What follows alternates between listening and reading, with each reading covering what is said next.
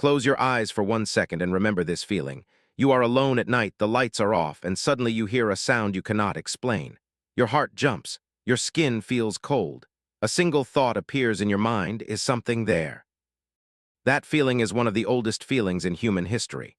Before phones, before electricity, before cities, people already sat around small fires at night and told each other stories about shadows that moved and voices that called their name. Tonight, we are not here to laugh at those stories, and we are not here to tell you they are completely false either. We are here to do something more useful. We are going to open up the human brain and look inside it, so you can understand why a ghost experience can feel 100% real, even when there is no ghost at all. And while we explore this topic together, you will also pick up useful English vocabulary and expressions. Words like asterisk sensation asterisk, asterisk illusion asterisk, asterisk instinct asterisk, asterisk hallucination asterisk, and rational explanation. So keep your notebook near you, listen closely, and repeat the key phrases out loud. By the end of this video, you will not only understand the science of fear, your English will also sound sharper and more confident. Let's begin. A short story before we start.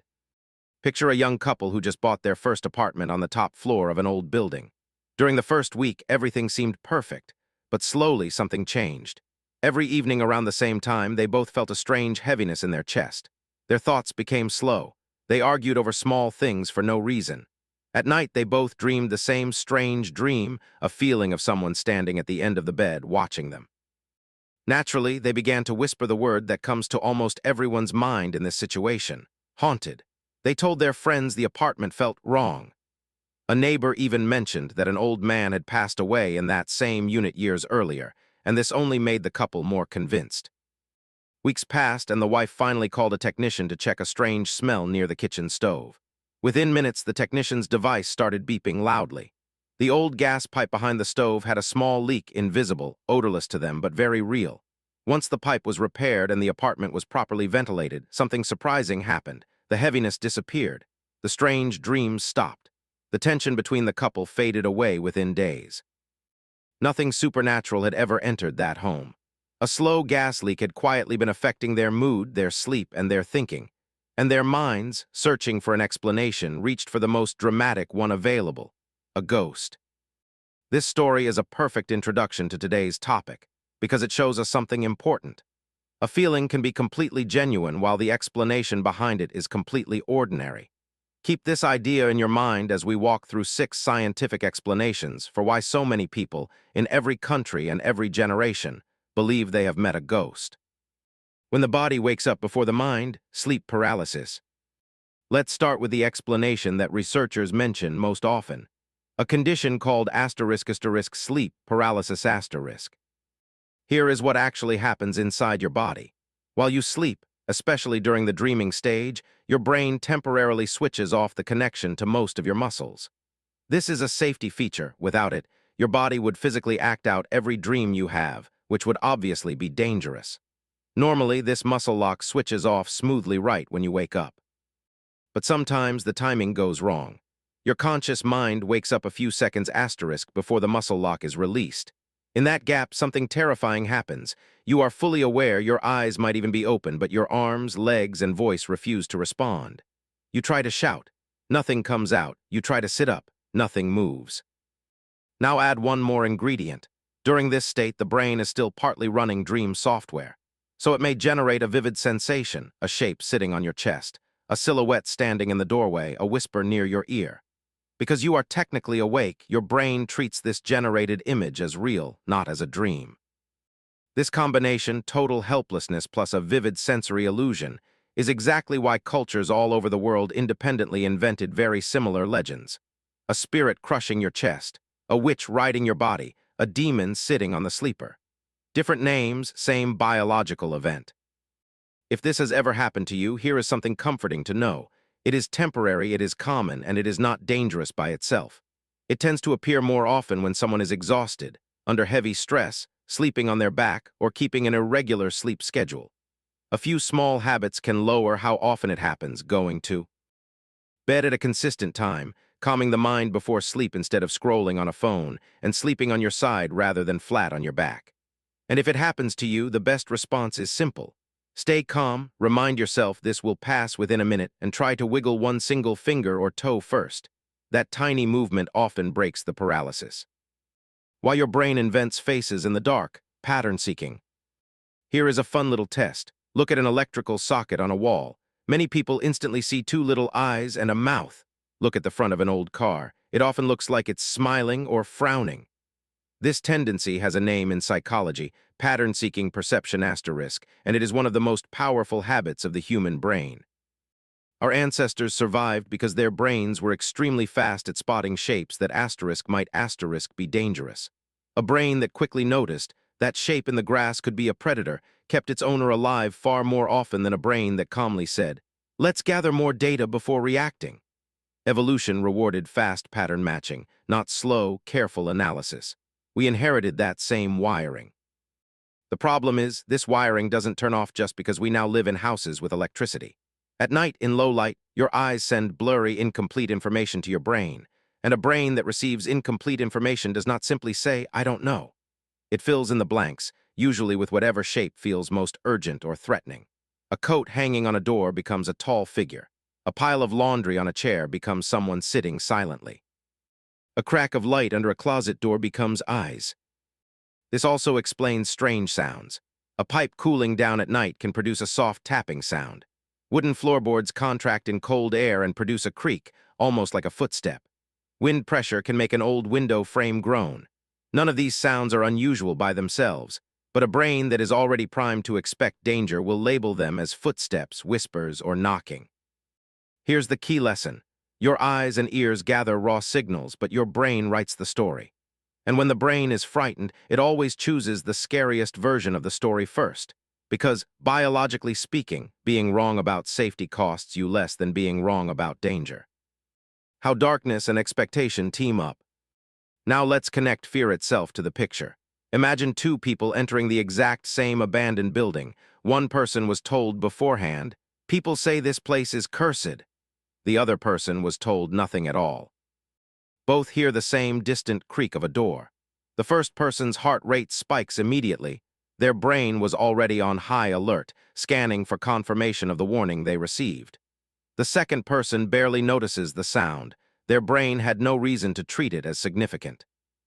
This difference is called expectation bias **. Once your mind decides something strange might happen here, it becomes a very efficient detective, searching for clues that support that idea while quietly ignoring anything boring or ordinary. A single strange shadow gets remembered forever. 10 completely normal, silent minutes get forgotten instantly. Over time, memory keeps only the evidence, and the story of the haunted building grows stronger every time it's repeated. Darkness multiplies this effect enormously, simply because human vision depends heavily on light. In near total darkness, your visual system is basically guessing. Combine guessing eyes with an already nervous brain, and almost anything can look alive. There's a wonderfully simple experiment you can try yourself. Next time you feel spooked in a dim room, don't run, just reach for the light switch. Watch how instantly the figure turns back into a curtain, or the watching eyes turn back into two reflective stickers on a toy. Light doesn't remove mystery from the world. It removes confusion and confusion was the real source of the fear all along. The silent danger hiding in the walls. Let's go back to that gas leak story from the beginning, because there is a wider scientific lesson hidden inside it. Certain invisible, odorless substances can genuinely alter human perception, mood, and physical comfort.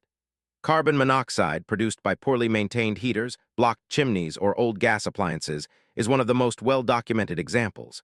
In small amounts, it can cause tiredness, headaches, and a vague sense of unease. In larger amounts, it can cause confusion, hallucinated sounds or shapes, and even loss of consciousness. Mold spores in humid, poorly ventilated buildings are another quiet culprit.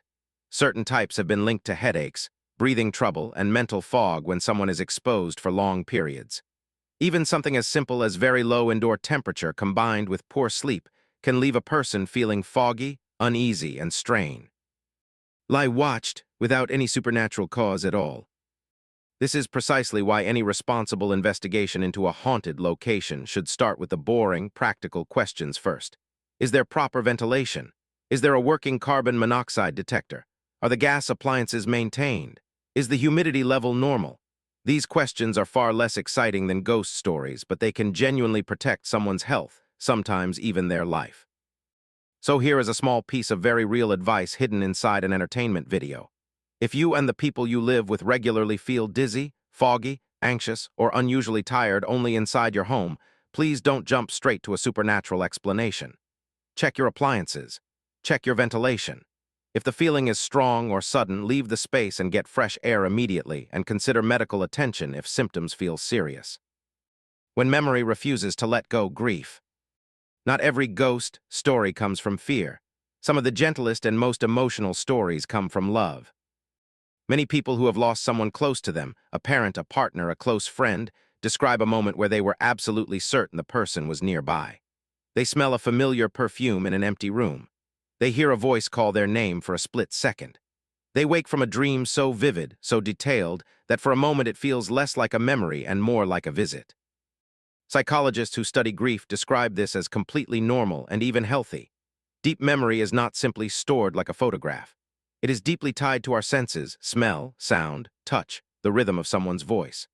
When we are lonely, tired, or thinking intensely about someone we lost, the brain can reconstruct fragments of that sensory memory so vividly that it briefly feels external, as though it is happening in the room rather than inside our own head. This is not weakness, and it is certainly not something to mock. It is one of the most human things that can happen to a person. If someone ever tells you, "I felt my father sit at the edge of my bed last night," the kindest and wisest response is not correction. It's simply listening with respect for how deeply that love still lives inside them. The power of suggestion. Let's do one final thought experiment. Two groups of people are invited into the same quiet, empty room. Group A is told nothing. Group B is told. Several visitors have reported feeling a cold presence in this corner.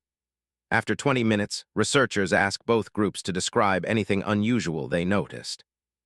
If you guess that Group B reports far more unusual sensations, a chill, a feeling of being watched, an odd smell, you're exactly right. And this pattern has shown up again and again in psychological studies on suggestion. Simply being told what to expect can shape what your senses report back to you. This isn't lying, it's how attention works. A mind that is told watch for cold spots will notice every tiny draft it would have otherwise ignored completely. This is also why horror films have such a long after effect.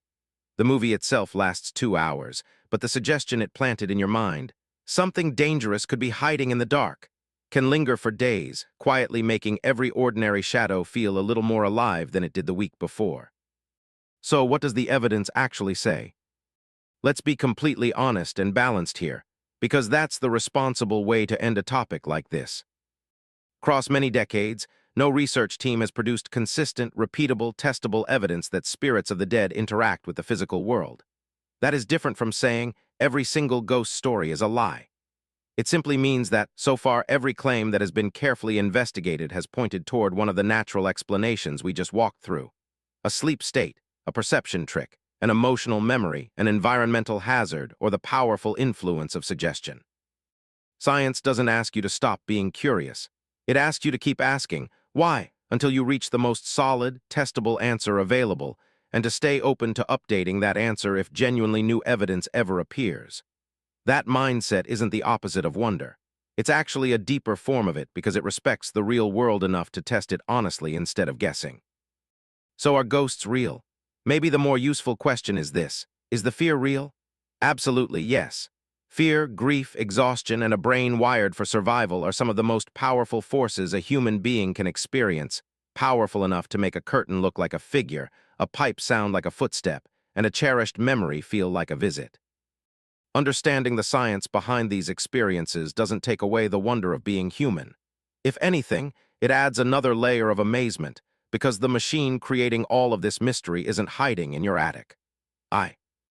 T's sitting right behind your own eyes.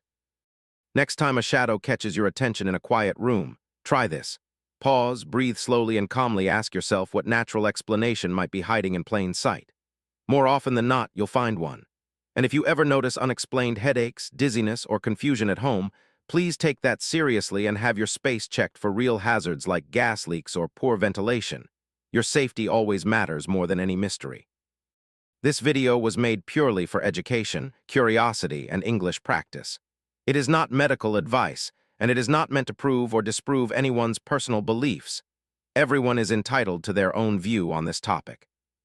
If you enjoyed learning today, practice the vocabulary you picked up. Words like asterisk sensation asterisk, asterisk illusion asterisk, asterisk instinct asterisk hallucination asterisk, and rational explanation, by using them in a sentence of your own out loud right now. Then subscribe for more topics that mix real science with real English practice, and I'll see you in the next video.